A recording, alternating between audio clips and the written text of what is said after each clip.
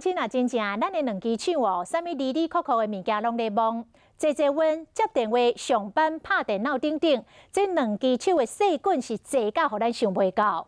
医生讲，咱的手的细菌高达150万种。所以乡亲啊，打来要算钱，或者是要甲家属咯甲吐互开，千万唔通阁用手去吻喙烂咯。抑阁有胃便扫出来，或者是要食物件进前，一定爱洗手。电脑一直拍无停，开水倒头，开门接电话，下班坐稳，手环换条条，这一工落来相处的细菌到底有偌济？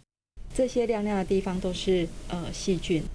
手外用公仔用指画钉一照，这几个手拢在发光。洗完手了后，这指甲旁也阁光光，代表洗无清气残留细菌。大概是4万到40万只细菌，双手上面大概有150种不同的这样的一个细菌，跟马桶来比，一般是会多10倍左右。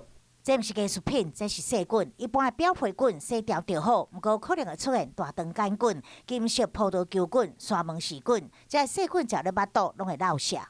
上厕所之后，因为这时候手上可能会带有一些大肠杆菌等等，因为我们手上常有一些像是肠病毒啊，或者是像刚才提到的沙门氏菌，如果没有洗手就吃东西，很可能会造成腹泻。